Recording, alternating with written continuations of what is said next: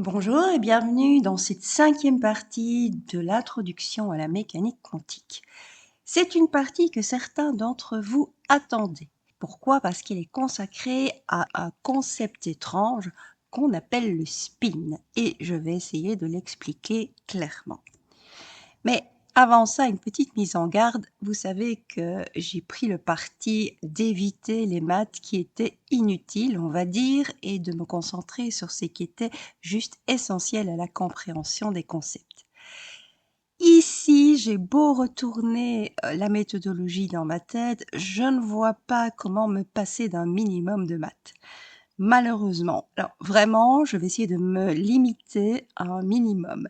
Mais il faudra malgré tout vous mettre en garde pour comprendre cette capsule, pour comprendre en tout cas les 100% de cette capsule, il faudra maîtriser les dérivés partiels. Bon, ça, on a l'habitude, hein, c'est depuis le début.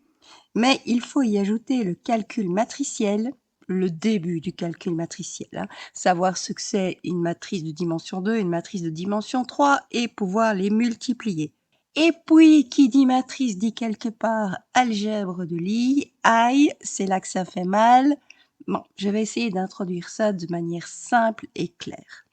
Commençons donc cette capsule. Elle commence par une expérience. Une expérience qui a été réalisée par deux physiciens allemands qui s'appellent Otto Stern et Walter Gerlach. En quoi consiste cette expérience? D'abord, sa date. Nous sommes en 1922. Vous voyez d'ailleurs la date précise sur la plaque commémorative.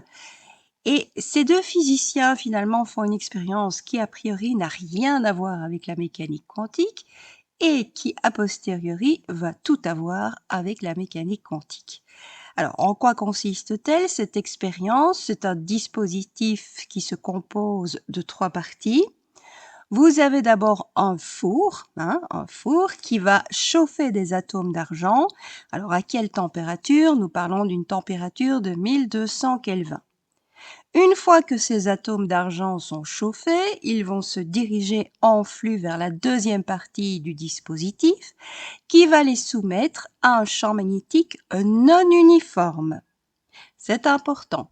Alors non uniforme, qu'est-ce que ça veut dire? Ça veut dire tout simplement qu'il est plus intense à certains endroits que d'autres. Ça me semble assez clair. Et puis, une fois que ces pauvres atomes d'argent ont été chauffés et qu'ils ont subi l'impact du champ magnétique non uniforme, ils vont donner lieu à des impacts sur une plaque photographique qui est la troisième partie du dispositif.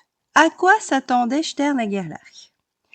Eh bien, il s'attendait tout simplement à ce qu'il y ait des impacts des atomes d'argent un petit peu partout sur la plaque photographique, avec quand même une concentration au niveau du centre. Parce que forcément, vous voyez bien le dessin ici, les atomes d'argent, ils ont tendance à privilégier le centre de cette plaque photographique. En tout cas, c'était ce qui était prévu. Grosse surprise, ce n'est pas du tout ce qui a été observé. Et regardez d'ailleurs, vous voyez sur la plaque commémorative ici ce qui était attendu à gauche et ce qui a été obtenu à droite, c'est-à-dire 2 séries d'impacts, avec rien du tout au centre. Donc ça, c'est très étonnant. Ça veut dire que les atomes d'argent ont été déviés, pour certains vers le haut et pour d'autres vers le bas. Mais tous ont été déviés. Chose étonnante, 2 séries d'impacts en plus, qu'est-ce que ça veut dire? Nous sommes dans un cas discret. Oh, ça sent la physique quantique, ça. Et ça va effectivement la sentir très très fort. Mais avant ça, peut-être que vous vous dites, oui, mais attendez, des choses qui sont déviées vers le haut et vers le bas, je connais. Et je connais parce que quand vous mettez des particules chargées, je dis bien chargées, et que vous les soumettez à un champ magnétique uniforme, je dis bien uniforme, les particules peuvent être déviées vers le haut ou vers le bas selon le signe de leur charge. Oui, mais nous ne sommes pas du tout dans cette configuration-là, configuration qui fait intervenir la contribution magnétique de la force de Lorentz, ça vous le savez. Nous ne sommes pas dans cette contribution, pourquoi? Parce que nous n'avons pas affaire à des particules chargées, ce sont des atomes ici qui sont électriquement neutres. Et en plus, notre champ, je vais bien insister là-dessus, notre champ magnétique n'est pas uniforme. Donc, pas de contribution magnétique de la force de Lorentz. Il faut trouver une autre explication qui était inconnue à l'époque. On était vraiment ici dans le mystère le plus total. 1922, il n'y a rien dans la physique qui est connu à cette époque qui peut expliquer les résultats de cette expérience. Expérience qui est d'ailleurs considérée comme la seconde la plus importante en mécanique quantique après celle de la double fente de Thomas Young. Même la mécanique quantique, elle a commencé, là, elle a une vingtaine d'années à ce moment-là. Tout n'est pas encore au point, on en est fort loin. Et ce qui est connu de la mécanique quantique n'explique pas ces deux séries d'impacts. Donc on est vraiment ici dans un mystère total. Mystère total qui ne sera levé que 3 ans plus tard, c'est-à-dire en 1925. Nous avons affaire à deux physiciens américains, George Uhlenbeck et Samuel Goudsmit, qui proposent ceci. Ils proposent de considérer un nouveau concept qui n'a jamais été envisagé avant, en tout cas dans le cadre quantique, et qui s'appelle un moment angulaire intrinsèque. C'est lui qui va donner lieu au spin. Avant de vous parler de ce qu'est ce moment angulaire intrinsèque avec beaucoup de détails, qu'est-ce qui a donné l'idée finalement à ces deux physiciens américains de penser à ça? Eh bien ceci. Voilà, je vous mets la petite animation, mais vous le savez. Au niveau du cosmos, donc là on quitte l'infiniment petit pour aller vers l'infiniment grand, il y a deux types de rotation. La rotation qu'une planète fait autour de son étoile et la rotation qu'elle fait sur elle-même. Donc, je vous remets l'animation ici, qui est très courte, hein, vous voyez bien, la Terre est en train de tourner autour du Soleil, mais elle est en train de tourner autour d'elle-même également. Et vous voyez qu'on a marqué ça à travers un segment ici, et nous allons parler de ce segment qui, bien sûr, n'est pas réel, mais qui permet de connaître la rotation. C'est vraiment ça qui a mis la puce à l'oreille à Goudsmit et à Uhlenbeck. Pourquoi? Tout simplement parce qu'il y a deux types de rotation. Or, en mécanique quantique, on n'en connaissait qu'une. Il manquait donc la seconde. Et celle qu'on connaissait, c'est tout simplement le moment angulaire orbital. Donc, classiquement, je vous rappelle de quoi il s'agit. Je ne suis pas en physique quantique ici, je suis en théorie classique. Un moment angulaire orbital va en fait caractériser la façon dont certains objets tournent. Donc vous voyez, par exemple, j'ai pris le point bleu ici. Il tourne autour d'un axe qui est selon le vecteur vert, hein, et il tourne dans un certain sens. Eh bien, nous devons trouver quelque chose qui va donner les trois caractéristiques de ce mouvement de rotation. Quelles sont les caractéristiques? L'axe d'abord. Autour de quoi je tourne? Eh bien, ça va donner lieu à la direction du moment angulaire orbital. Donc, l'axe autour duquel vous êtes en train de tourner, et regardez, je vous mets une petite animation ici pour que ce soit encore plus clair. Imaginez que l'axe, ce soit la barre de pole dance, hein, d'ailleurs ce l'est, et imaginez que le point bleu, là, ce soit la tête de la danseuse. Donc, on décrit un cercle ici autour d'un axe. L'axe de rotation, c'est donc la barre de pole dance. Eh bien, pour pouvoir caractériser cet axe de rotation, on fait référence à un vecteur qui sera le vecteur vert, hein, que vous voyez sur votre dessin à droite, et ce vecteur vert sera le moment angulaire orbital. La direction, c'est-à-dire la droite support de mon vecteur, c'est la barre de pole dance. Donc ça, déjà, première caractéristique du mouvement de rotation. Le moment angulaire orbital, de par son sens, vous donne également le sens de la rotation, parce que vous avez deux sens possibles. Et d'ailleurs, vous le voyez sur le dessin ici. La danseuse, elle est en train de tourner dans le sens des aiguilles d'une montre. Tandis que dans mon dessin à droite, le point bleu, il est en train de tourner, même si vous ne le voyez pas, dans le sens contraire aux aiguilles d'une montre, c'est-à-dire le sens trigonométrique. Alors, comment voit-on ça? Tout simplement à l'aide du vecteur vitesse qui est représenté ici en rouge. Hein, c'est tangent-cercle et ça se dirige ici dans ce sens-là, ce qui veut dire que vous faites votre mouvement dans le sens inverse des aiguilles d'une montre. Le moment angulaire orbital, il peut avoir deux sens. Donc, voyez la barre de pole dance ici. Je donne un sens à cette barre de pole dance qui peut aller vers le haut ou qui peut aller vers le bas. Comment vais-je déterminer ça? Je vous l'avais rappelé dans la capsule sur les symétries de Noether, mais rappelons-le quand même ici aussi. Alors, je crois que la façon la plus simple, c'est de prendre votre main droite et tout simplement de la tourner ici pour quelque part prendre le cercle de rotation dans votre paume. Et vous levez votre pouce.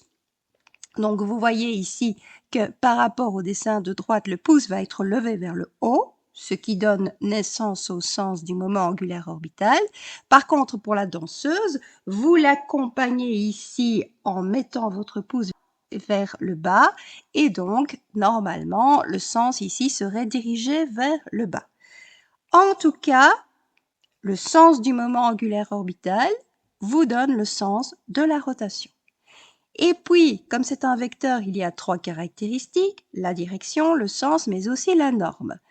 La norme, ce n'est tout simplement que la longueur de votre vecteur. Hein. Donc, la norme du moment angulaire orbital est tout simplement liée à la vitesse de la rotation. Plus vous allez tourner vite, et plus le vecteur sera grand. Moins vous tournerez vite, et plus le vecteur sera petit. Bref, avec ce moment angulaire orbital-là, vous pouvez caractériser une rotation, mais une rotation autour de quelque chose. C'est l'équivalent de la planète Terre qui tourne autour du Soleil. On pourrait mettre en évidence un moment angulaire orbital. Nous savons que toutes les planètes, et la Terre en particulier, tournent également sur elles-mêmes. Et tourner sur soi-même, en anglais, ça s'appelle to spin. C'est de là que ça vient. Et donc, ici, on sait que pour les corps macroscopiques, il peut y avoir un mouvement de rotation autour de quelque chose, autour d'un axe, mais il peut également y avoir un mouvement de rotation autour de soi-même. Et ça, c'est marqué également par un vecteur qu'on peut appeler un moment angulaire intrinsèque parce que c'est lié non pas au mouvement que vous faites par rapport à quelque chose, mais c'est lié uniquement à vous. Et ce moment angulaire intrinsèque, il peut être représenté par un vecteur également, qui va vous donner, selon sa norme, hein, selon sa grandeur, la vitesse de rotation.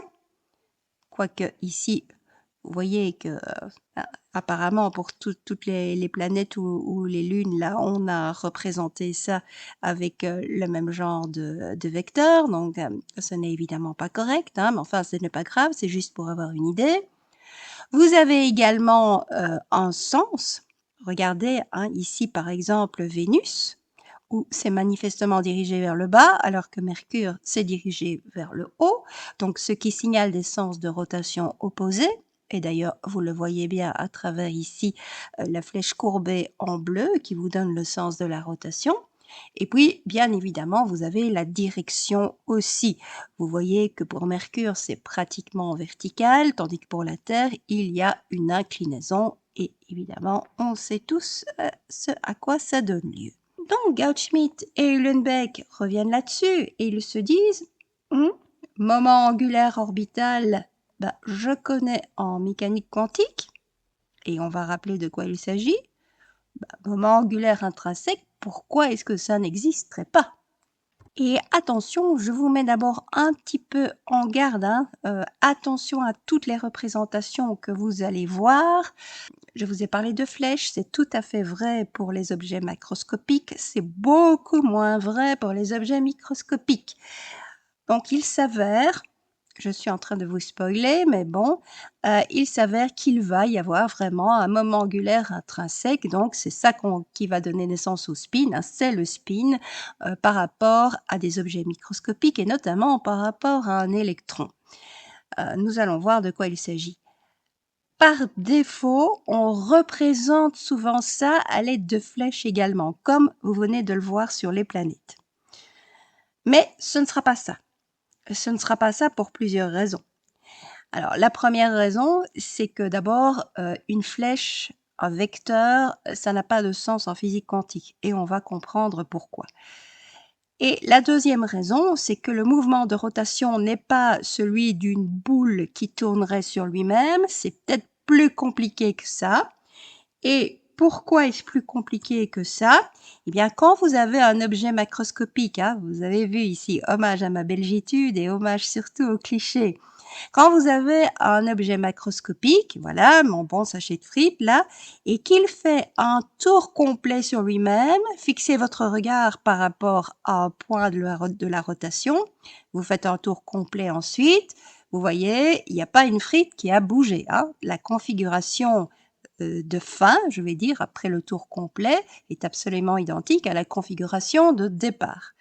Donc, quand vous faites un tour complet, 360 degrés, quand vous êtes un objet macroscopique, il n'y a rien qui change. Quand vous êtes un objet microscopique, tout change. Enfin, en tout cas, pas mal de choses. Et vous allez voir, là, je vais vous mettre une animation qui va vous décrire le mouvement de rotation de notre électron. L'électron qui est symbolisé par le cube. Alors, vous voyez, ça a l'air de tourner sur soi-même ici. Mais nous avons fait partir des espèces de ceintures là, à partir des faces du cube pour vous montrer, fixez la face bleue, voilà. Et la face bleue revient et vous n'avez pas les ceintures qui sont identiques. Regardez, fixez la jaune, là voilà. Fixez les ceintures qui passent, la jaune revient, les ceintures ne sont pas identiques. Hein? Regardez, la ceinture bleue, là, par exemple, là, la ceinture du haut, si vous la voyez, par rapport à la face jaune, elle est devant, là. On va faire un tour complet. Voilà, la face jaune revient et la ceinture est derrière. Ce qui veut dire que vous n'avez pas la même configuration après un tour complet de 360 degrés. Vous pouvez fixer ça autant de fois que vous le voulez. Voilà la face jaune, la ceinture bleue est devant. La face jaune va revenir, la ceinture bleue est derrière. On attend que voilà la face jaune, elle revient, la ceinture bleue est devant. Donc ce n'est qu'après 2 tours complets que l'électron va revenir dans sa configuration initiale. Ce qui est assez exceptionnel. Hein? Donc le sachet de frites, là non, il n'y a pas besoin de 2 tours complets, un seul tour suffit. On va comprendre pourquoi. Mais donc, ne croyez pas que c'est simplement un sachet de frites version miniature qui tourne. Hein. Notre électron ne ressemble pas à ça.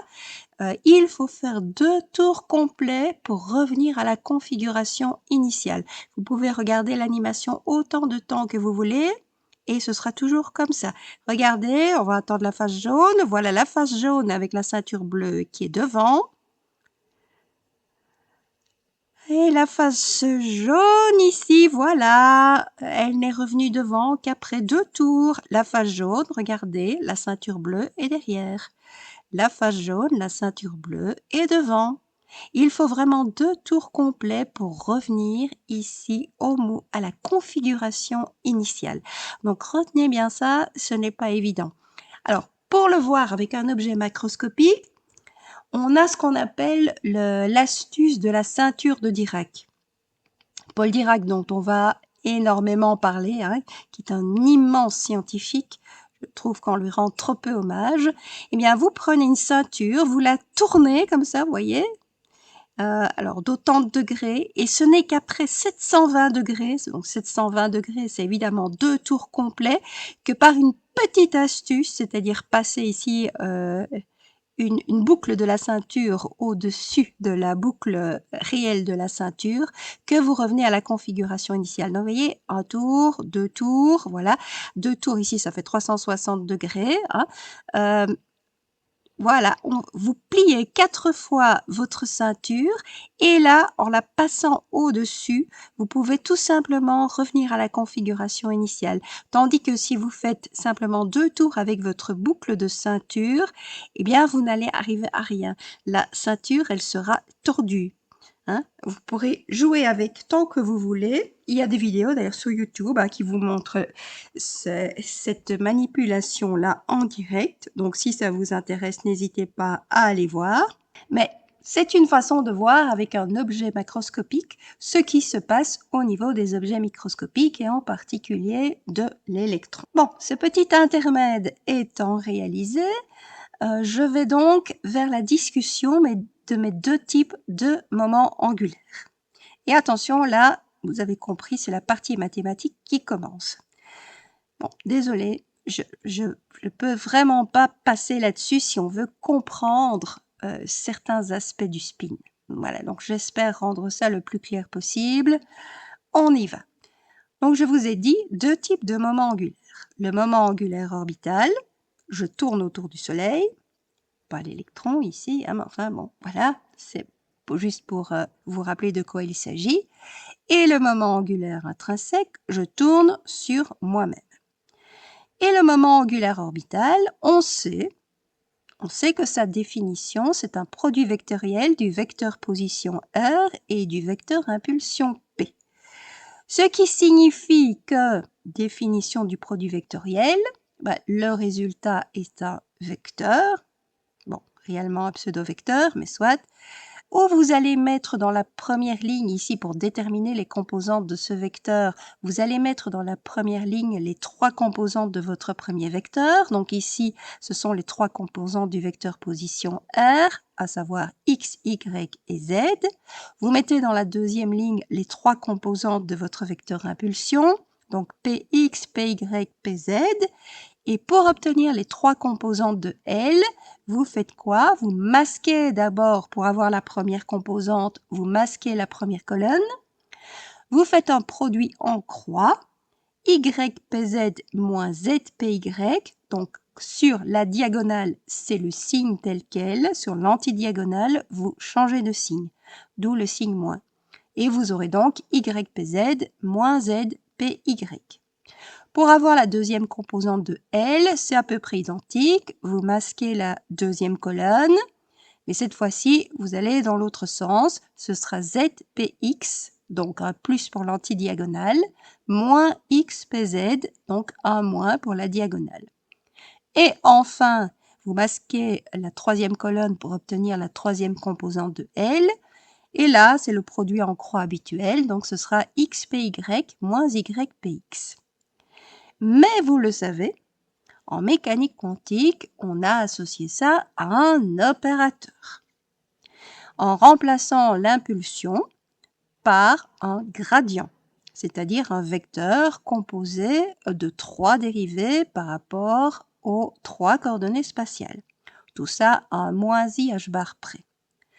Et nous avions mis en évidence, rappelez-vous la capsule précédente, la troisième composante Lz de ce moment angulaire orbital quantique.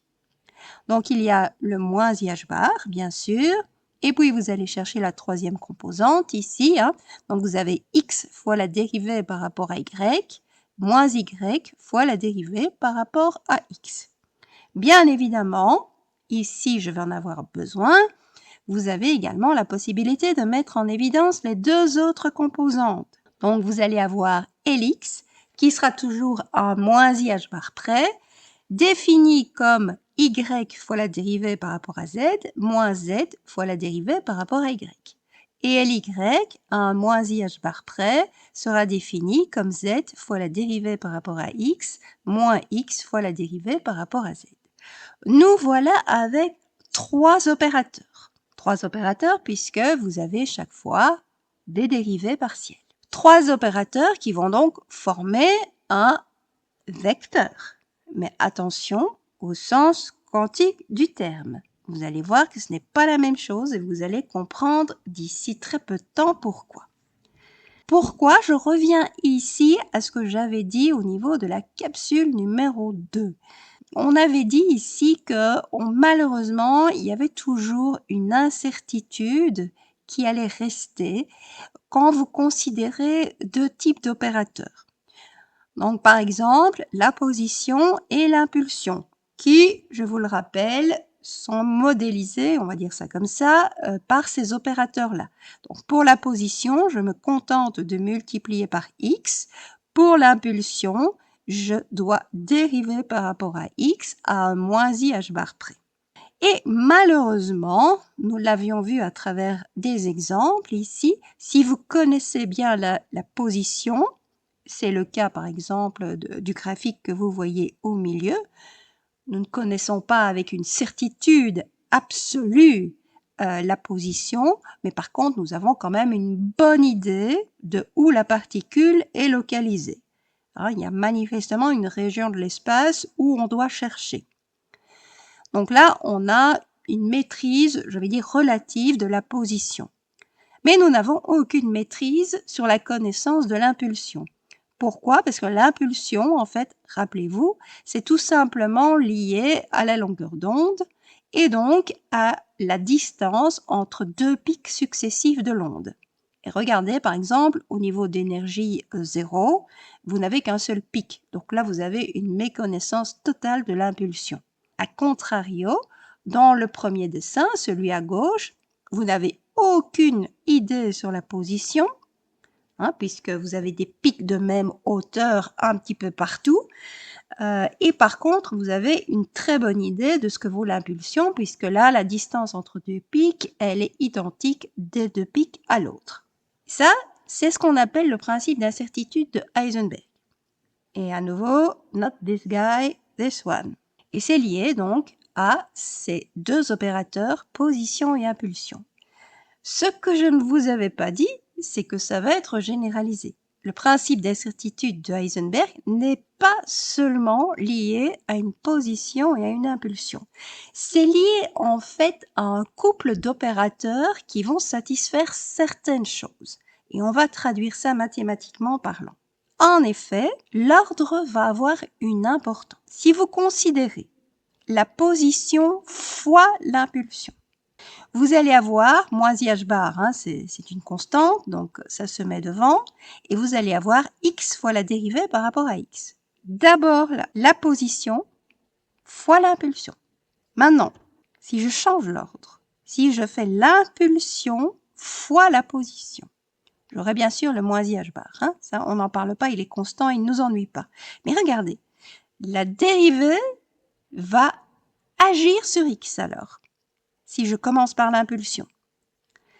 Et la dérivée qui agit sur x va me donner un 1. Et puis, la dérivée a fait son job et elle se place derrière le x. Mais regardez, ce sont deux choses qui sont différentes. L'ordre a une importance dans les opérateurs. Opérateur numéro 1 fois opérateur numéro 2, c'est pas toujours la même chose que l'opérateur numéro 2 fois l'opérateur numéro 1. Et c'est le cas ici pour la position et l'impulsion. L'ordre a une importance pour ces deux opérateurs-là. Et c'est lié au principe d'incertitude de Heisenberg. C'est même la traduction mathématique du principe d'incertitude de Heisenberg. Si vous avez deux opérateurs qui ne commutent pas, le mot est lâché, alors il y a un principe d'incertitude sur eux. C'est-à-dire que la connaissance de l'un va induire une méconnaissance de l'autre et vice-versa. Commuter, ça veut dire quoi? Ça veut dire tout simplement que l'ordre n'a pas d'importance. Les nombres, par exemple, commutent, que ce soit vis-à-vis de l'addition, 5 plus 3 ou 3 plus 5, ça fait 8, ou de la multiplication. 5 fois 3 ou 3 fois 5, ça fait 15, quel que soit l'ordre. Par contre, au niveau de la soustraction, c'est pas la même chose. 5 moins 3 ou 3 moins 5, c'est pas la même réponse. Donc là, on ne commute pas. Bien des opérateurs, en général, ne commutent pas.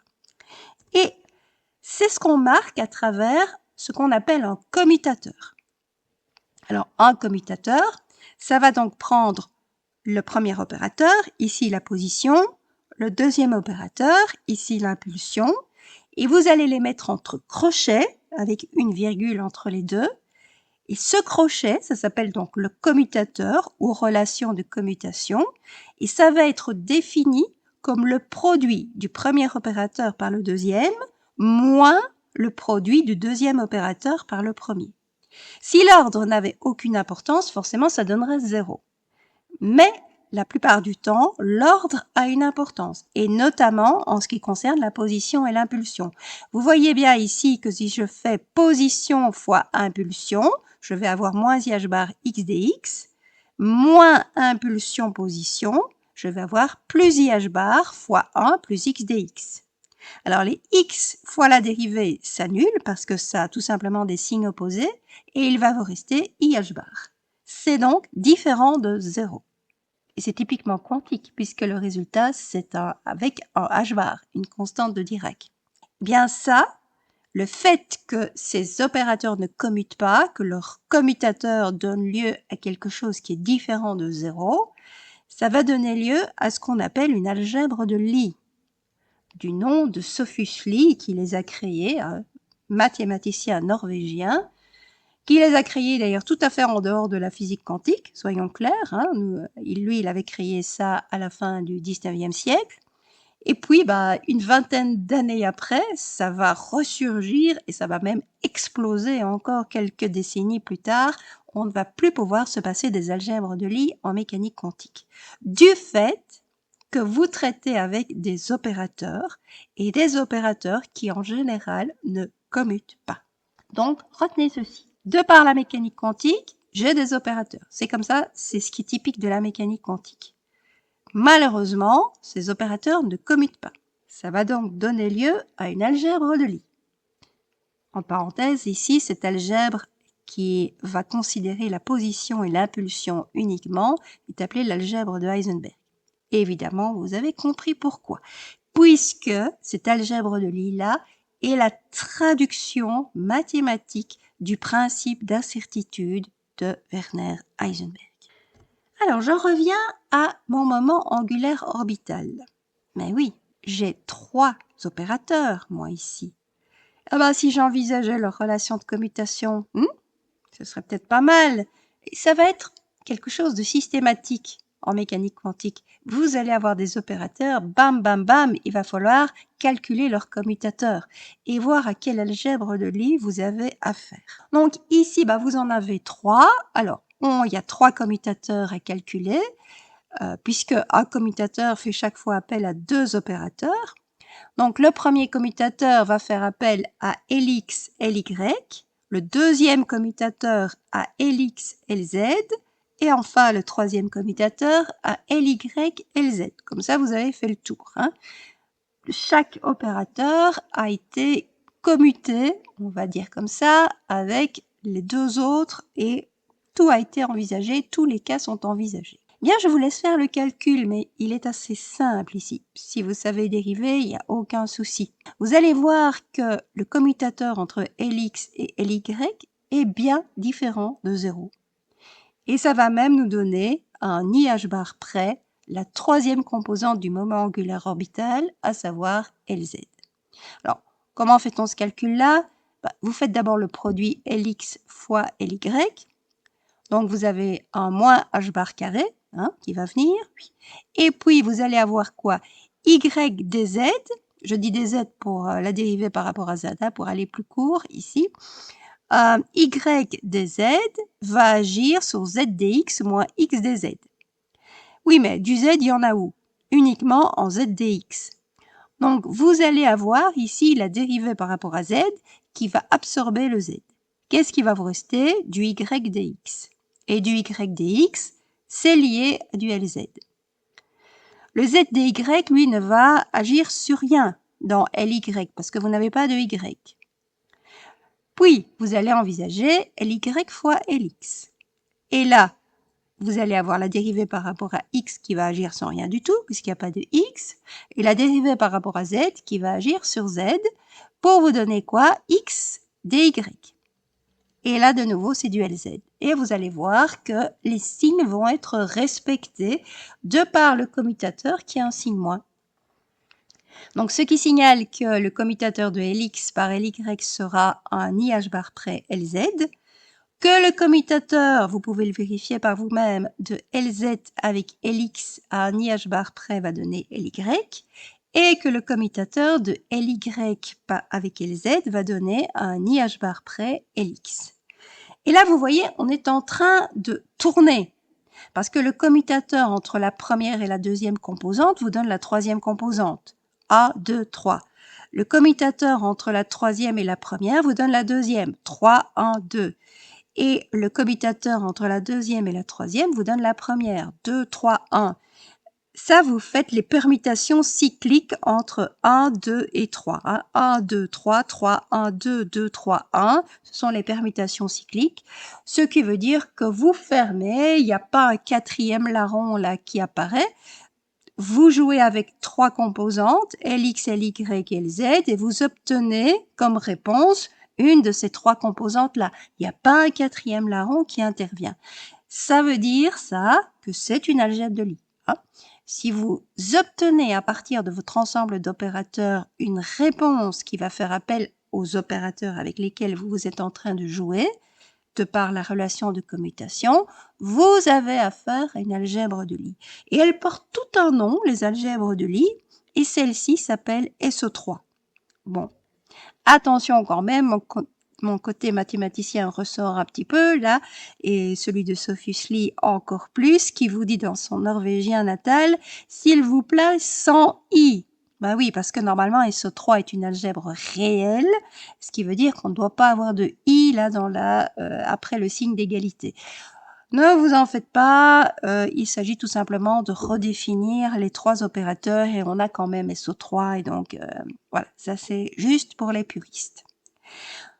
Donc, ça veut dire quoi maintenant? Reposons-nous l'esprit quelques secondes pour faire le point. Nous avons un moment angulaire orbital quantique, puisque associé à des opérateurs. Trois opérateurs qui ne commutent pas, qui sont même liés à l'algèbre des rotations, tiens donc, SO3, qui ne commutent pas. Ça veut dire que si je mesure là, Lz par exemple, je vais avoir une incertitude magistrale sur Lx et Ly. Principe d'incertitude de Heisenberg. Si vous ne commutez pas, vous ne savez pas être déterminé avec précision, chacun. Peut-être un d'entre vous, mais pas tous. Donc ici, si je mesure Lz, par exemple, j'aurai une mesure spécifique sur Lz. Mais ça veut dire que j'aurai une imprécision colossale sur Lx et Ly. Si je mesure Lx, j'aurai connaissance de Lx, mais j'aurai une imprécision colossale sur Ly et Lz. Si je mesure Ly, je connaîtrai Ly, mais j'aurai une imprécision colossale sur Lx et Lz. À cause de ces relations de commutation qui sont différentes de zéro, voyez. Donc ça veut dire que je ne connaîtrai jamais avec précision les trois composantes ensemble de mon moment angulaire orbital. Ce qui veut dire que je ne sais pas représenter ça avec un vecteur. Parce que si je savais représenter ça avec un vecteur, ça veut dire que je connaîtrais les trois composantes. Ici, non. Au mieux, j'en connais une sur les trois et les deux autres me sont inconnues. On ne sait pas représenter graphiquement cette incertitude-là. Donc, la plupart du temps, vous allez trouver des vecteurs. Et je vous ai mis en garde, c'était ma première mise en garde ici. Attention aux moments angulaires. En physique quantique, on les représente par des vecteurs, mais réellement, on connaît une composante sur les trois. Donc, on ne sait pas représenter ça logiquement. Bon, tant pis, on a ça en tête et on le sait maintenant. Ce qu'on sait aussi, et ça c'est nettement plus intéressant, c'est qu'il y a moyen d'étudier les représentations de cette algèbre de Lie SO3. Représentation, qu'est-ce que ça veut dire ça? Eh bien, c'est le travail de Sophus Lie, notamment. Il y a aussi Cartan, évidemment, qu'il faut mentionner, mais connaissant une algèbre de Lie, on a moyen de la connaître complètement. Et notamment, ce qu'on appelle ces représentations. Alors, comment vous expliquer ça? Je vais dire une erreur du point de vue mathématique, mais finalement, c'est ça qui va vous aider le plus. Donc, c'est une façon concrète de représenter chacun des opérateurs de l'algèbre de Lie. Et je vais tout de suite aller vers la représentation pour vous montrer comment ça fonctionne.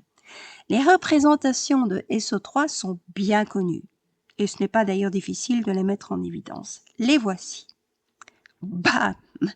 Alors, je conçois que ça peut choquer. Hein? Ça peut choquer au premier abord, mais rassurez-vous, on va faire des exemples et vous allez voir que finalement, c'est assez simple. Je ne vous dis pas comment ça a été mis en évidence, les résultats tombent comme un cheveu dans la soupe. C'est comme ça, mais je vous garantis que c'est correct. Et en tout cas, vous voyez qu'il y a les trois opérateurs, Lx, Ly et Lz, hein, qui sont réalisés chacun. Vous voyez ici, donc il y a trois relations. Vous avez également des états, les états qui sont des quais de Dirac, dont je n'ai absolument pas parlé jusqu'à présent, mais je vais vous en dire bien sûr un mot. Ne paniquez pas pour le moment, même pas après d'ailleurs. Contentez-vous de voir que pour le moment, il y a deux nombres à l'intérieur de ces états. Un nombre L et un nombre M. Le nombre L, il se fait qu'il va pouvoir prendre toutes les valeurs entières positives, donc 0, 1, 2, 3, 4, 5, etc. Et le nombre M, lui, il sera plus contraint parce qu'il est lié à L. Donc, il démarre à moins L et il termine à L tout en variant par pas de 1. Ce qui veut dire que, par exemple, si L est égal à 2, M va devoir prendre les valeurs moins 2, moins 1, 0, 1 et 2. Si L vaut 3, M prendra les valeurs moins 3, moins 2, moins 1, 0, 1, 2, 3. Et ça vous donne le nombre d'états. Donc, si L est égal à 2, M vaut moins 2, moins 1, 0, 1, 2, 5 valeurs, il y aura 5 états. Eh bien, ça signalera que chacun de vos opérateurs Lx, Ly et Lz va pouvoir être associé à des matrices de dimension 5. Si L vaut 3, M prendra les valeurs moins 3, moins 2, moins 1, 0, 1, 2, 3. Ça fait 7 valeurs. Eh bien, vous aurez des matrices de dimension 7. Moi, je vais aller avec des matrices de plus petite dimension parce que de toute façon, quelle que soit la dimension, je vais dire c'est pareil, hein, c'est juste plus long. Je vais prendre L qui vaut 1 comme exemple. Ce qui signifie que M vaudra moins 1, 0 et 1. 3 valeurs, on aura des matrices de dimension 3. Alors, pour les mettre en évidence, ces matrices de dimension 3, regardez, voilà. Je vais par exemple considérer l'opérateur Lx. Donc ici, on oublie les dérivés. On oublie les dérivés en fait, donc ne vous tracassez pas. Les dérivés ont juste servi à mettre en évidence cette algèbre de Lie. Et maintenant, on va prendre non plus les dérivés, mais des matrices. Ah, c'est comme ça, on aime bien changer, hein, pourquoi pas. Après tout, vous allez bien au restaurant, vous commandez de temps en temps de la viande ou du poisson. Hein, donc, c'est un petit peu pareil ici pour les algèbres de Lie. J'ai donc 3 états. Un état qui sera libellé par 1,1. Ça correspond à L qui vaut 1 et M qui vaut 1. Un état qui sera libellé par 1,0. Donc ça correspond à avoir choisi L égale à 1 et M égale à 0. Et enfin, un état qui sera libellé par 1 et moins 1. 1 pour L et moins 1 pour M. Alors regardez, je remplace, je vais dire bêtement. Hein, donc, Lx agissant sur 1, 1. Prenez la première ligne ici. Remplacez L par 1, M par 1. Vous aurez donc h bar demi, racine carrée de 1 moins 1 fois 1 plus 1 plus 1, le tout agissant sur l'état 1, 2. L'état 1, 2 n'existe pas. Mais regardez, les choses sont bien faites. Au sein de la racine carrée, vous avez la soustraction 1 moins 1, qui a toujours donné 0. Et donc, finalement, cette contribution-là n'agit absolument pas. Elle n'est pas présente, vous pouvez l'oublier, ainsi que l'état 1, 2. Vous avez ensuite le deuxième terme. Remplacez également L par 1, M par 1. Vous aurez donc en dessous de la racine carrée 1 plus 1 fois 1 moins 1 plus 1. Le tout agissant sur l'état 1, 0. Celui-là, il existe. Et ça tombe bien, la racine carrée ne va pas s'annuler. Elle va en fait vous donner la racine carrée de 2. Donc, au total, vous allez avoir Lx qui agit sur 1, 1 pour donner un h bar demi près, racine de 2 fois l'état 1, 0. Prenons maintenant le deuxième état. 1, 0. Et là, vous remplacez L par 1 et M par 0, partout. Donc, je prends toujours h bar demi. J'ai la racine carrée de 1 moins 0 fois 1 plus 0 plus 1, le tout sur l'état 1, 1, plus la racine carrée de 1 plus 0 fois 1 moins 0 plus 1, le tout agissant sur l'état 1 moins 1. 1, 1 et 1 moins 1 existent, donc ce qui se trouve devant ne m'inquiète pas du tout, et si vous calculez, ça va donner lieu à des racines carrées de 2 à chaque fois. Et puis enfin, sur l'état 1 moins 1, vous allez tout simplement remplacer L par 1 et M par moins 1. Donc, vous allez avoir h bar demi, racine carrée de 1 plus 1 fois 1 moins 1 plus 1, le tout agissant sur l'état 1, 0, plus racine carrée de 1 moins 1 fois 1 plus 1 plus 1, le tout agissant sur l'état 1 moins 2. L'état 1 moins 2 n'existe absolument pas, mais regardez, devant lui, il y a la racine carrée de 1 moins 1, ce qui nous donne évidemment 0, et donc l'état 1 moins 2 disparaît. Il nous reste à un h bar demi près la racine carrée de 2 fois 1, 0. Là, j'ai simplement remplacé. Maintenant, le fait que Lx agissant sur 1, 1 me donne à un h bar demi près racine carrée de 2 fois 1, 0. Lx agissant sur 1, 0 me donne à un h bar demi près racine carrée de 2 fois 1, 1 plus racine carrée de 2 fois 1 moins 1. Le fait que Lx agissant sur 1 moins 1 me donne un h bar demi près racine carrée de 2 fois 1, 0 va pouvoir me permettre, avec ces trois relations-là, de mettre en évidence une matrice de dimension 3 qui va tout simplement représenter Lx. Alors, regardez, voilà, tout simplement. Il suffit qu'à chacun de mes trois états, j'associe des matrices colonnes. Donc, à l'état 1, 1, par exemple, hein, c'est un choix que j'ai fait. À l'état 1, 1, j'associe la matrice colonne 1, 0, 0. À l'état 1, 0, j'associe la matrice colonne 0, 1, 0. À l'état 1, moins 1, j'associe la matrice colonne 0, 0, 1. Ce sont des états qui sont normés, comme on dit, donc tout va bien pour dans le meilleur des mondes. Et alors, vous prenez tout simplement ici ce qu'on a mis en évidence. Rappelez-vous, Lx, hein, Lx, puisque c'était celui qu'on avait utilisé, à un h bar demi, près, vous donnez quoi? Agissant sur l'état 1, 1, qui est le premier état, vous donnez racine carrée de 2 fois l'état 1, 0, qui est le deuxième état. Du premier, on passe au deuxième, ce qui signifie que je dois mettre un élément non nul dans la matrice de dimension 3 à l'intersection de la première ligne et de la deuxième colonne. Et bien sûr, je mets racine carrée de 2 puisque c'était le résultat que j'avais dégagé. Au niveau de Lx qui agit sur 1, 0, c'est-à-dire sur le deuxième état, je suis donc dans la deuxième ligne, on avait des résultats en fonction du premier et du troisième état. Donc, à l'intersection de la deuxième ligne et de la première colonne ainsi que de la troisième colonne, je vais mettre ce que j'ai obtenu, c'est-à-dire des racines carrées de 2. Et enfin, rappelez-vous, Lx agissant sur le troisième état redonnait le deuxième état, un racine carrée de 2 près. Donc, à l'intersection de la troisième ligne et de la deuxième colonne, je vais mettre un racine carrée de 2.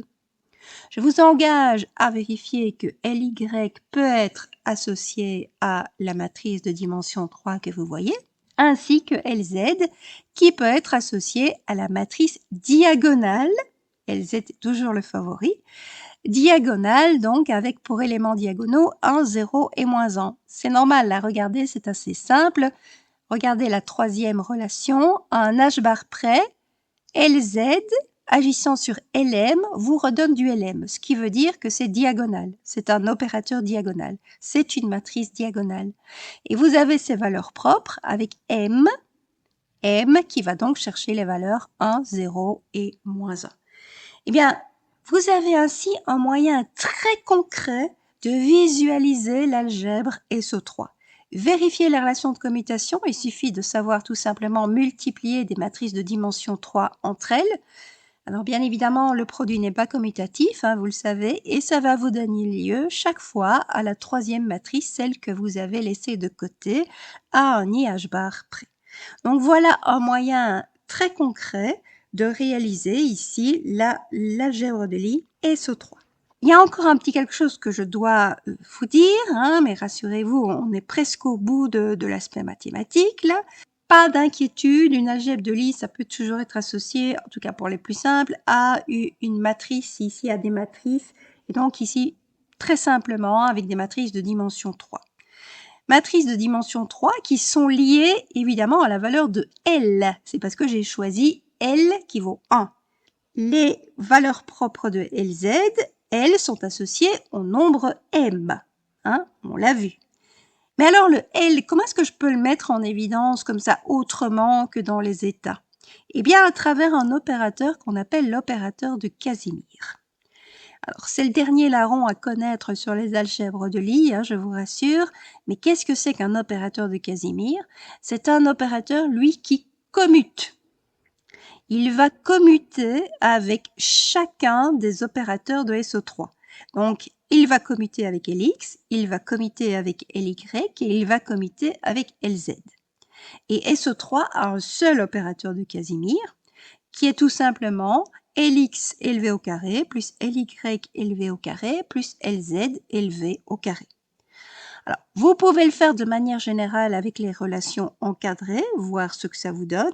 Vous allez voir que c'est un opérateur diagonal, heureusement, hein, sinon pour commuter, ça allait être compliqué.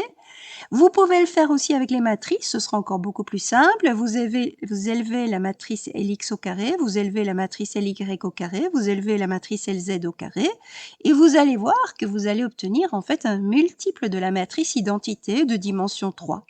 Et ce multiple-là, ce sera 2H bar carré. Pourquoi un 2 ? Parce que nous avons considéré L qui vaut 1. Donc, remplacez L par 1 et vous allez avoir ici H bar carré fois 1 fois 2. Donc, 2H bar carré. Donc, le fait que ce soit évidemment un multiple de l'identité vous assure de commuter avec chacune des trois matrices LX, LY et LZ. Mais quoi qu'il en soit, cet opérateur de Casimir va vous chercher le premier nombre, L, tandis que le LZ va vous chercher le deuxième nombre, M. Et vous voyez que finalement, c'est lié à des matrices et ce n'est pas si compliqué que ça, même si ça peut paraître barbare au premier abord. Alors, nous voilà donc avec ce moment angulaire orbital. Quid du moment angulaire intrinsèque? Mouvement de rotation, même si on sait ce que ça veut dire, sur soi-même. To spin. Eh bien, c'est très simple. Voilà les changements à faire. Vous allez avoir exactement la même algèbre. Donc, au lieu d'avoir LX, LY et LZ, vous allez avoir trois autres opérateurs qui seront SX, SY et SZ, qui vont satisfaire exactement les mêmes relations de commutation. Vous allez me dire, oui, alors pourquoi changer de nom d'algèbre? Je vous explique en 2 secondes et puis vous pourrez oublier, ça c'est juste un petit, une petite manie de mathématicienne. SU2, l'algèbre SU2 et l'algèbre SO3 sont absolument identiques. Voilà, c'est la même chose. Donc j'aurais pu mettre SO3. Simplement, au niveau du groupe de Lie, dont je ne vous parle pas ici, c'est pas la même chose. Donc c'est pour ça que je préfère mettre SU2, mais vous pourriez mettre SO3, ce serait absolument pareil. Ce qui change ici, et c'est lié en fait au fait que les groupes ne soient pas identiques, ce qui change, ce sont les valeurs de L. Donc vous avez exactement la même algèbre, c'est-à-dire les mêmes relations, mais rappelez-vous pour le moment angulaire orbital, L prenait toutes les valeurs entières positives, entières. Ici, nous allons prendre toutes les valeurs demi-entières. Donc 1 demi, 3 demi, 5 demi, 7 demi, etc. M va toujours de moins L à plus L. Ce qui veut dire que quand L vaudra 1 demi, M vaudra moins 1 demi, 1 demi. Deux valeurs. Matrice de dimension 2. Quand L vaudra 3 demi, M prendra les valeurs moins 3 demi, moins 1 demi, 1 demi, 3 demi. 4 valeurs. Matrice de dimension 4. Donc le moment angulaire orbital prenait les matrices de dimension impaire. Le moment angulaire intrinsèque va prendre les matrices de dimension paire. Et en particulier ici, regardez, je vous ai pris pour le cas où S vaudrait A demi. Oui, donc bien sûr, au niveau du Casimir, c'est la même chose, sauf que vous n'allez plus parler de L cette fois-ci. A L demi entier, c'est quelque chose qu'on va pas aimer. Et donc, on va remplacer le L par S. Donc, dorénavant, je ne vais plus parler de L pour le moment angulaire intrinsèque, je vais parler de S. Donc ici, je vous ai dit pour S qui vaut 1 demi, je vais avoir le M qui va aller de moins 1 demi à plus 1 demi. J'aurai donc deux possibilités des matrices de dimension 2. Eh bien, regardez, si j'associe à mes deux états 1 demi et 1 demi moins 1 demi des matrices colonnes, comme je l'ai fait précédemment, donc 1 demi sera associé à la matrice colonne 1, 0. 1 demi moins 1 demi sera associé à la matrice colonne 0, 1.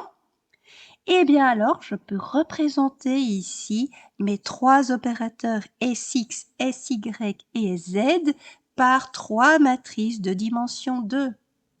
Sx à un h-bar demi près sera la matrice 0, 1, 1, 0.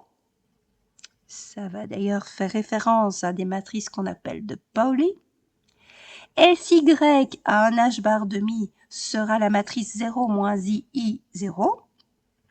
Et Sz, bien évidemment, sera diagonale, on le sait, et sera égal à un h-bar demi près à la matrice diagonale avec des valeurs propres 1 et moins 1. Quant à l'opérateur de Casimir, amusez-vous, élevez la matrice de dimension 2 Sx au carré, élevez la matrice de dimension 2 Sy au carré, élevez la matrice de dimension 2 Sz au carré, et vous allez voir que vous allez obtenir un multiple de l'identité. Un multiple de l'identité qui sera égal à quoi? À un h-bar carré près, ce sera 3 quarts. C'est-à-dire A demi fois 3 demi. Donc, S vaut bien 1 demi. Eh bien, sous vos yeux émerveillés, vous avez ce qu'on appelle le spin. Alors attention, il y a plusieurs dénominations. Quand on parle du spin en tant que nombre, ce sera le nombre S. Donc, par exemple, un spin de 1 demi, voilà. Ou un spin de 3 demi, ou un spin de 5 demi.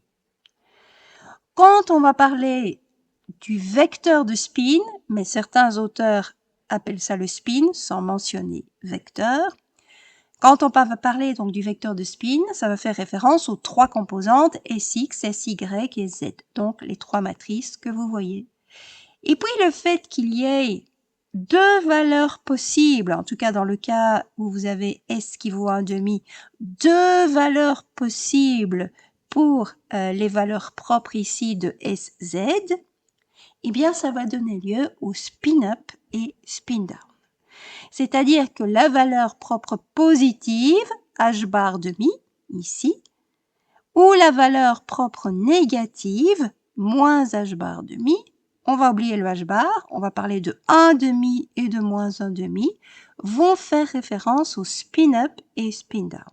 Spin-up, évidemment, pour la valeur positive, 1 demi, spin-down pour la valeur négative, moins 1 demi.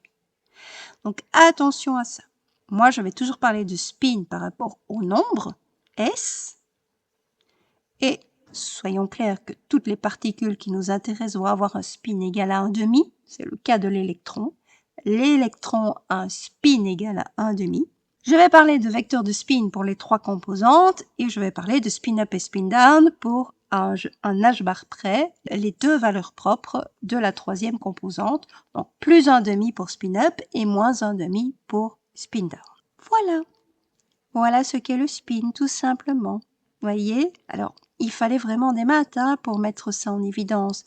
Attention, même mise en garde ici que pour le moment angulaire orbital, vos relations de commutation, c'est pas zéro, les résultats. c'est chaque fois une troisième composante du vecteur de spin. Ce qui veut dire que les 3 composantes de mon vecteur de spin ne sont pas mesurables simultanément. Ce qui veut dire que je ne peux pas représenter ça par un vecteur. Parce qu'un vecteur, ça voudrait dire que je connaîtrais ces 3 composantes. C'est un vecteur, mais je ne peux pas le représenter graphiquement par un vecteur. Voilà, tant pis, c'est comme ça. Il y a cette incertitude-là liée au principe d'incertitude de Heisenberg, évidemment, liée au fait que nous avons affaire à des algèbres de Lie avec des commutateurs qui sont différents de 0. Donc tout ça fait en sorte que je ne peux pas représenter ça par une flèche. Alors, bien sûr, je le ferai parce que je n'ai pas d'autre chose à ma disposition. Donc je le ferai comme les autres. Mais avec toute cette mise en garde que vous avez là. C'est bien, on explique qu'on ne peut pas représenter ça par une flèche. On a déjà compris pas mal de choses. Je vous ai dit quand même qu'il fallait un double tour pour revenir à la configuration initiale, contrairement au sachet de frites, rappelez-vous. Eh bien, on va expliquer ça. On va expliquer ça par le fait qu'on va séparer le monde des particules en deux. Il y aura d'un côté ceux qui ont un spin demi-entier, la plupart du temps ce sera un demi, et qu'on va appeler des fermions. Et puis il y a ceux qui ont un spin entier. Eh oui, ça existe aussi, figurez-vous. Et là, ça s'appelle des bosons. Les bosons, je ne vais pas les étudier parce qu'en fait, ce ne sont pas des particules de matière. Toutes les particules de matière sont des fermions.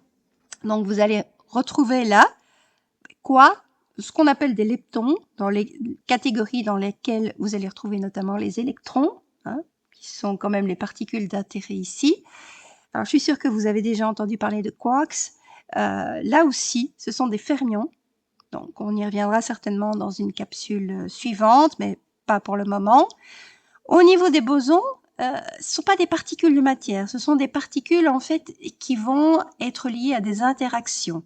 Donc là, j'en parle pas non plus ici, mais par rapport à l'interaction électromagnétique, par exemple, ça va être les photons, donc les fameuses particules de lumière. Vous avez certainement entendu parler du boson de Higgs aussi. Donc là, c'est lié à l'interaction gravitationnelle. C'est la particule qui va pouvoir permettre aux autres d'acquérir de la masse. Peut-être que j'en parlerai aussi par la suite. Je n'en sais rien pour le moment. Mais en tout cas, c'est vraiment deux mondes différents. On est soit l'un, soit l'autre. Forcément, on ne sait pas être demi-entier et entier en même temps. Et vraiment, on va avoir des comportements très différents, qu'on soit dans le premier cadre ou dans le deuxième. Ainsi, par exemple, quand vous allez avoir deux fermions, 2 électrons, par exemple, à 2 places différentes. Les places sont notées X1 et X2. Ce sont les endroits où les fermions viennent se trouver. Eh bien, en fait, si vous permutez l'un et l'autre, vous allez avoir un signe moins qui va apparaître.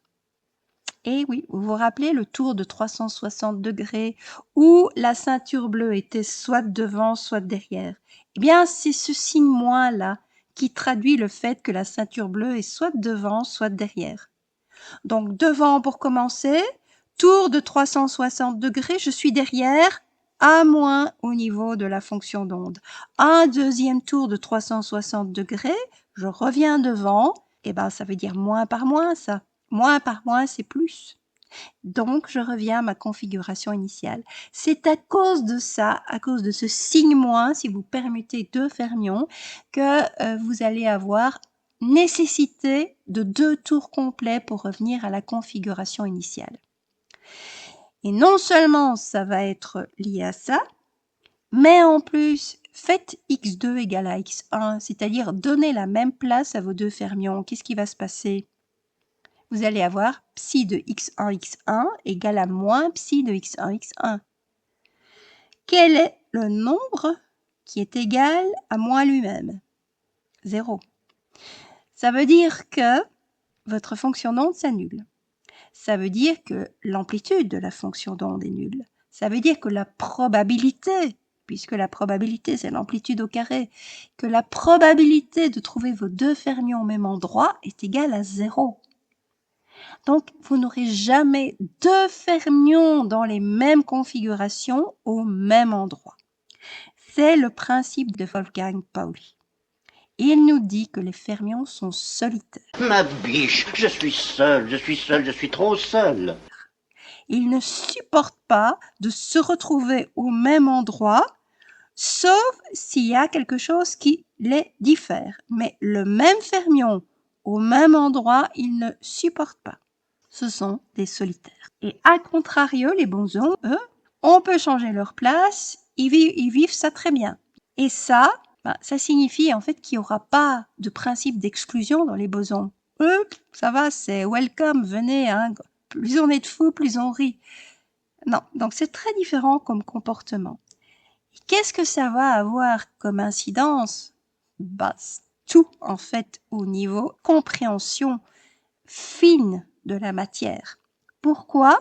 Et parce que en 1913, on essayait de comprendre les atomes de cette façon, et c'est le modèle de Bohr qui nous l'enseignait. Nous sommes donc face à une configuration atomique. Le noyau, il est constitué de protons et de neutrons. Protons donc chargés positivement, électrons chargés négativement qui orbitent autour de ce noyau. C'est le spectre discret, nous le savons.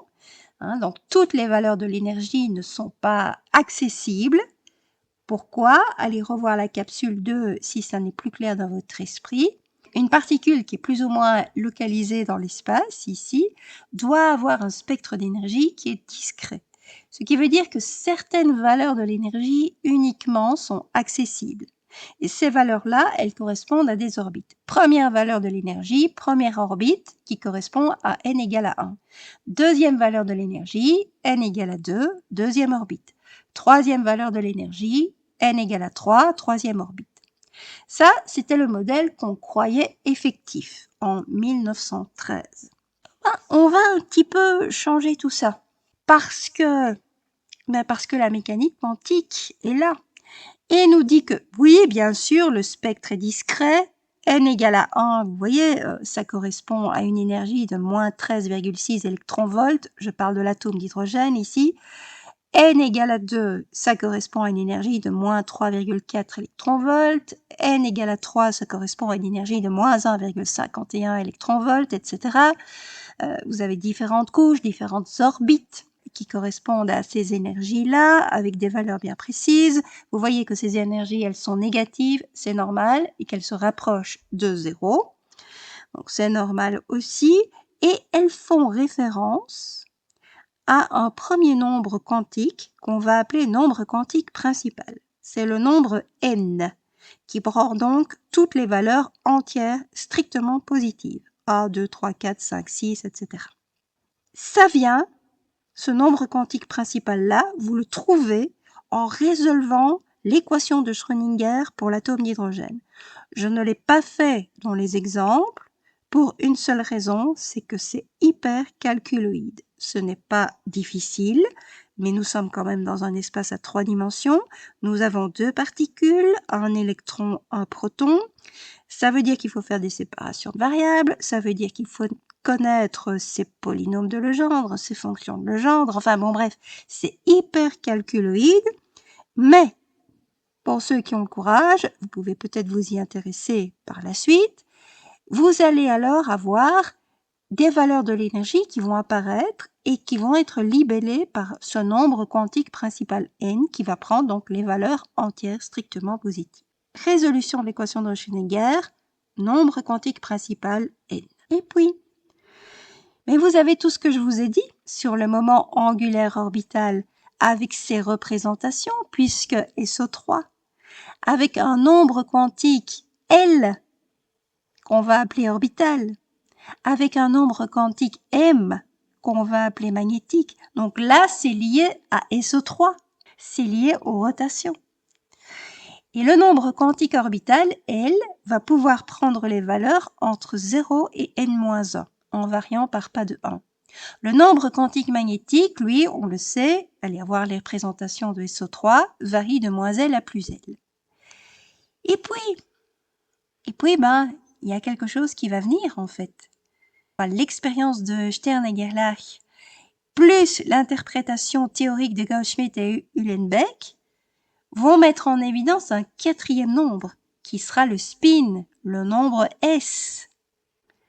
avec des valeurs pour l'électron de moins 1,5 et plus 1,5. Pas le nombre S, hein. Le nombre S vaudra 1,5, mais la troisième composante du vecteur de spin va avoir deux valeurs propres, une négative et une positive. Négative, spin down, positive, spin up. Et tout ça va mettre en marche qu'on va améliorer, et pas qu'un peu, le modèle atomique de Bohr. D'abord, avec le modèle de Bohr-Sommerfeld, 3 ans plus tard, qui va non seulement tenir compte de n, ce que faisait déjà le modèle de Bohr, mais va tenir compte de L et de M. On va avoir en fait le nombre n qui va fixer la taille de l'orbital, le nombre L qui va fixer la forme de l'orbital, et enfin le nombre M qui va fixer l'orientation de l'orbital. Pourquoi est-ce que je parle d'orbital et plus d'orbite? Eh bien pour ceci. Voilà votre noyau, le gros point en rouge là. Autour de lui va graviter un électron. L'électron, je vais essayer de mesurer sa position. Mais on sait bien que c'est vœu pieux. On ne sait pas avoir une trajectoire précise de l'électron. On sait à un moment donné prendre une mesure et hop, ça va donner un impact. Voilà. À un autre moment, une autre mesure de l'électron. Où se trouve-t-il? Il est là. À un autre moment, une troisième mesure. À un quatrième moment, une quatrième mesure, etc. Donc, on a une idée de où il est principalement. Eh bien, l'orbital sera tout simplement la forme géométrique, ici un disque, qui va comprendre 95% des impacts. C'est ça l'orbital. Donc, ça ne veut pas dire que mon électron va être au bord du disque, là, va suivre le cercle, là, bien gentiment. Non, ça veut dire qu'il a 95% de chance d'être à l'intérieur du cercle. Tout simplement. Donc, 95% des impacts sont compris à l'intérieur du cercle. Donc, ça ne signifie pas que c'est vraiment la trajectoire précise de notre électron, parce qu'on n'en a aucune idée. On ne sait pas où est l'électron. Mais on sait qu'il y a 95% de chances qu'il soit à l'intérieur, ici, de ce disque. Donc c'est pour ça qu'on va parler d'orbital. Et il y aura plusieurs types d'orbitales selon les nombres quantiques. Donc par exemple, ici, regardez la différence entre 1s et 2s. Ça, ce sont ce qu'on appelle les sous-couches électroniques. Donc ça fait référence au nombre n pour le 1 et le 2. Donc 1s veut dire n égale à 1. 2s veut dire n égale à 2. Et vous voyez qu'ils ont la même forme, ce sont des disques. Ce sont des disques, vous voyez les impacts au-dessus, et 95% des impacts, ça a été repris dans les disques bleus et rouges. Voilà, chaque fois. Et vous voyez que le disque rouge, il est plus gros que le disque bleu. C'est normal, c'est lié à n égale à 2 plutôt que n égale à 1. Donc, je vous l'ai dit, n fixe la taille de l'orbital. Donc, n égale à 1, petit disque, n égale à 2, gros disque. S fixe la forme de l'orbital. Pourquoi? Parce que S, en fait, c'est la valeur de L. S veut dire L égale à 0. Et L égale à 0, ça veut dire disque. La forme, elle est fixée. Tandis que P, regardez ici, pour les trois autres orbitales, vous avez 2px, 2py, 2pz. Vous avez chaque fois deux lobes. Alors, comme c'est n égale à 2, à chaque fois pour les trois derniers, vous n'avez pas de différence de taille. Par contre, vous avez des différences d'orientation. Vous avez deux lobes, ça c'est lié à P, c'est-à-dire L égale à 1. Mais si L égale à 1, rappelez-vous, ça veut dire que M vaut moins 1, 0 et plus 1. Donc ça donne trois orientations possibles. Et de fait, les deux lobes peuvent être, regardez pour 2px, alignés verticalement, pour 2pz, alignés horizontalement, ou bien alignés, je veux dire, dans la perpendiculaire à votre plan d'écran. Mais ça, ce sera 2py. Donc voilà. N fixe la taille. L, à travers ces lettres S, P, D, etc., que nous allons voir par la suite, fixe la forme. Et M fixe l'orientation. Et donc, en général, qu'allons-nous avoir ici? Nous allons avoir ces trois nombres quantiques-là, n, l et m. Nombre quantique principal, n, qui, on le sait, prend les valeurs entières strictement positives, donc 1, 2, 3, 4, 5, etc. L, nombre quantique orbital, qui prendra toutes les valeurs entre 0 et n-1. Je vous le rappelle d'ailleurs ici, allez, faisons ce petit rappel-là. Donc, si n vaut 1, ça veut dire que L ne peut prendre que la valeur 0. Si n vaut 2, L peut prendre deux valeurs, 0 et 1. Si n vaut 3, L peut prendre les valeurs 0, 1, 2. Si n vaut 4, L peut prendre les valeurs 0, 1, 2 et 3.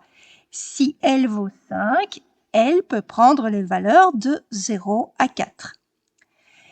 Et puis alors, vous avez le nombre quantique magnétique qui, lui, va aller de moins L à plus L.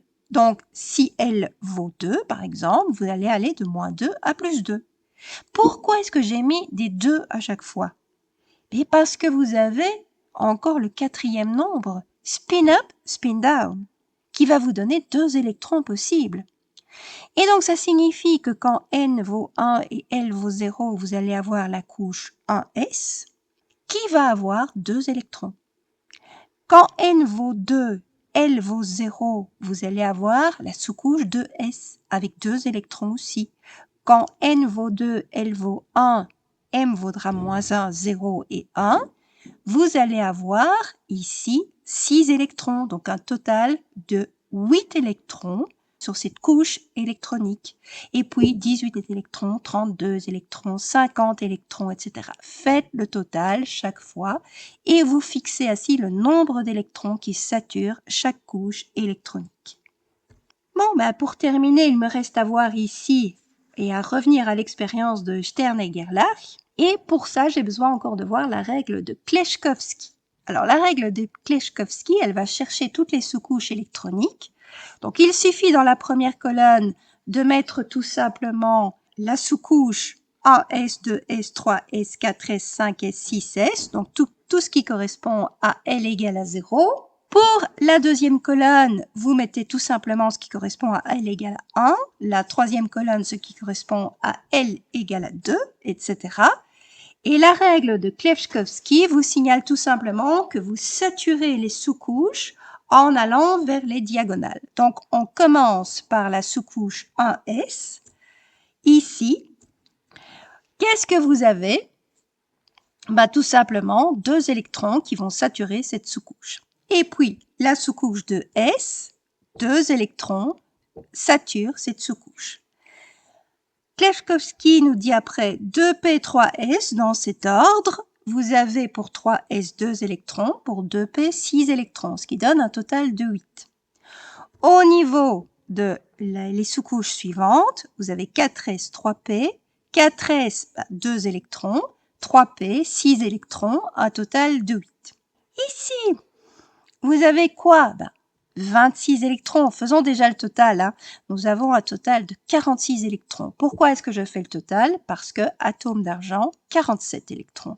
On en a déjà placé 46. Il en reste donc un seul. Et pourquoi ai-je averti ici les sous-couches 4D et 5S? Parce que malheureusement, l'atome d'argent est une exception à la règle de Kleshkovsky, en fait. On doit intervertir ici les couches 4D et 5S. Et c'est pour ça que, faites le compte maintenant, alors les 26, je suppose que vous les avez, puisqu'il y en a 10 pour les sous-couches D et 6 pour la sous-couche P, donc 26, total de 46. Il en reste un petit seul pour la sous-couche 5S, et vous avez ainsi les 47 électrons de l'atome d'argent qui ont été distribués. Mais regardez, ce petit électron-là, il est tout seul. Il n'a pas son compagnon. Normalement, les électrons vont par deux, spin up, spin down. Et celui-là, il est tout seul. Donc, dans notre flux maintenant, revenons à l'expérience de Stern et Gerlach. Dans notre flux d'atomes d'argent, vous avez ici une kyrielle d'atomes d'argent qui arrive. Ils ont tous un électron solitaire sur leur sous-couche 5s. Oui, mais certains ont un électron solitaire spin-up et d'autres ont un électron solitaire spin-down. Eh bien, ceux qui sont spin-up vont être déviés vers le haut et ceux qui sont spin-down vont être déviés vers le bas. C'est vraiment l'explication fine ici de ces déviations vers le haut et vers le bas dans l'expérience de Stern-Gerlach. C'est lié au fait que l'électron a un spin, qu'il est tout seul sur sa sous-couche électronique 5s et s'il est up, il n'a pas son compagnon down, s'il est down, il n'a pas son compagnon up. Et c'est cette absence de compagnon qui va le faire dévier vers le haut et vers le bas, selon qu'il soit spin-up ou spin-down. Voilà toute l'explication. Donc, vous imaginez, c'est assez riche. Alors, je termine, puisque c'est ici assez lourd, quand même, assez dense, par une petite ligne du temps.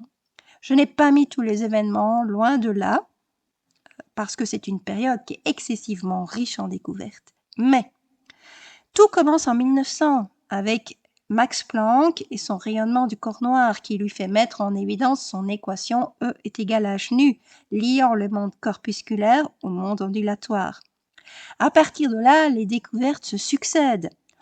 En 1913, c'est le modèle atomique de Niels Bohr qui voit le jour. 3 ans après, on sait qu'il n'y a plus des orbites mais des orbitales avec différentes formes, différentes orientations, et c'est le modèle atomique de Sommerfeld, Bohr-Sommerfeld.